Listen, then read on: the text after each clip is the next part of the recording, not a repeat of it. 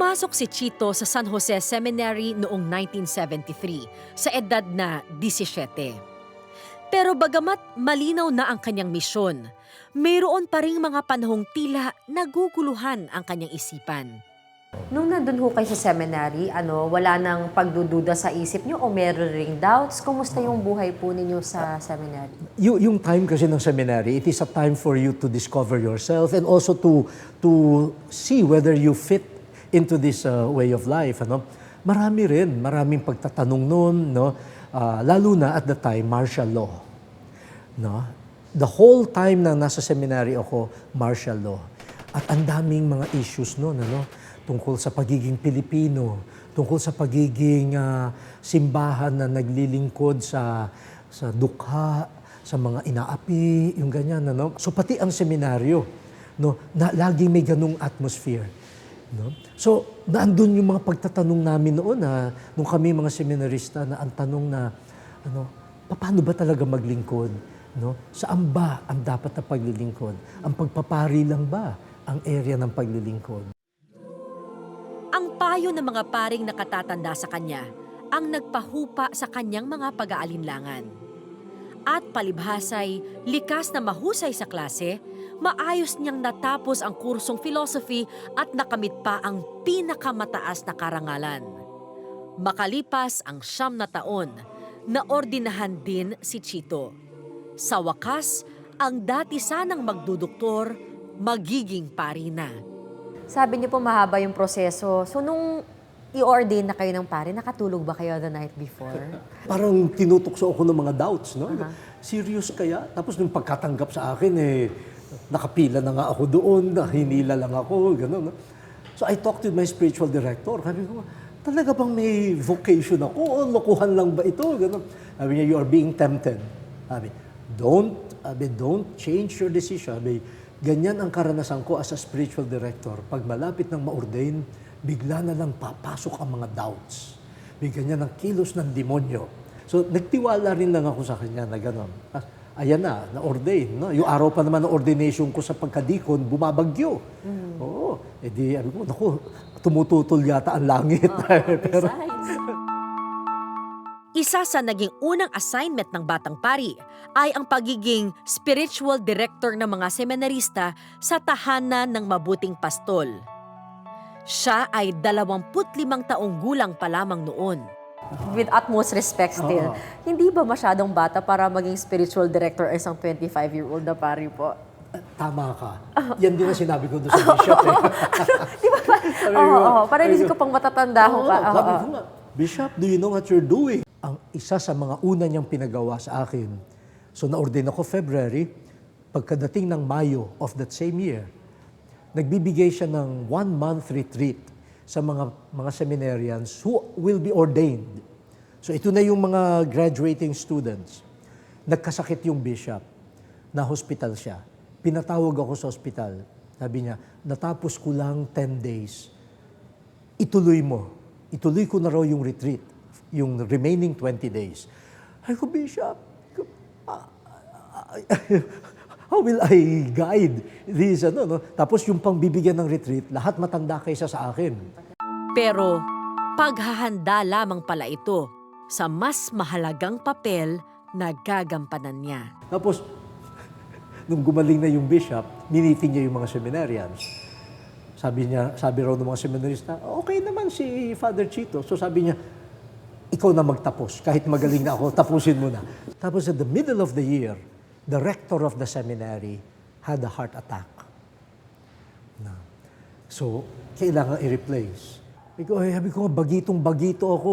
I'm also learning how to become a priest. Kaya pag tinatanong ako ng mga tao, paano ka naging rector? Paano ka napasok sa seminary formation? Anong mga qualities mo ang nakita nila? Sabi ko, kaya lang naman ako nalagay dyan, inatake sa puso yung rector. Nagkasakit yung bishop. Siguro kung hindi sila nagkasakit, hindi naman ako malalagay dyan. Ang unang taon ng pagpapari ni Father Chito ay puno ng aral. Kasabay nito, unti-unti ring nahubog ang paraan at estilo ng pagpapastol ng batang pari. Kasi siyempre, during that year, marami akong experimentation, marami rin palpak. Ano? Halimbawa, no? Sa pagsasalita, no? Ganyan. Yung mga lingwahe ko na pang seminaryo pa na dahil estudyante, minsan gagamitin ko, hindi naman applicable sa parokya. Kaya minsan nakakasakit, no? Ganyan. Minsan magugulat yung mga tao, bakit mo sinabi yun? May pinatatamaan ka ba? Yung ganyan, no? Yung ganon. Hindi, doon ako natuto na, uy, teka, ang paggamit ng salita, paggamit ng language, no? Pero hindi pa man nagtatagal bilang rektor, panibagong misyon na naman ang iniatas sa kanya. Sa Loyola School of Theology, sa Ateneo, nagsabi sa bishop na itong si Chito, pwede itong maging teacher, professor in the future. Kaya sana pag-aralin ninyo hanggang doctorate. Nakita ni Father Catalino Arevalo, isang paring Jesuita na nooy guro ni Father Chito, ang malaking potensyal ng kanyang paboritong estudyante. And with Bishop Chito, we knew from the very beginning that he was exceptionally gifted intellectually, not only intellectually but communicatively, that he could communicate, and that he could have very good relations with people. He's a very warm person. Bishop Felix Perez was one bishop who had a very great love of theology. So when we approached him and he asked also, we said, you should send Chito to theology. And we tried our best to help him and to get some grants, some scholarships during his theological studies. But in the end, all we do is try to facilitate. He really made his way by his own qualities, his own gifts, his own hard work. He's a very hardworking person. So after my third year of priest, nung pagpasok ko ng third year, pinatawag na ako ng bishop. Sabi, this will be your last year in the seminary as rector. Mag-aaral ka abroad. Yeah. Hindi, ako naman, naku, ayoko hong mag-aral, sawa-sawa na ako sa pag-aaral. Tapos, tsaka abroad pa. Tapos, nung parang wala na magagawa, kundi mag-aral abroad, nakiusap ako, pwede ba ang pag-aralan ko, kasi interesado ako sa physics, ganyan. Sabi ng bishop, aanhin ko ang physics na pare na nag-aaral ng physics. Sabi ko, philosophy na lang ho. Sabi niya, hindi, meron na tayong nagtuturo ng philosophy. Sabi niya, gusto ko theology. Bagamat mabigat sa loob noong una, tinanggap ni Father Chito ang kanyang bagong assignment. Kahit pa nangahulugan itong matagal siyang hindi makakauwi ng Pilipinas, mabigat din para sa kanyang iwan ang trabahong napamahal na sa kanya. Ang isang hirap ko noon, at ito na verbalize ko when nasabi ko to sa bishop, at saka doon sa seminary, nung paalis ako, na sabi ko, ito aalis ako. Mag-a-appoint sila ng bagong rector sa seminary.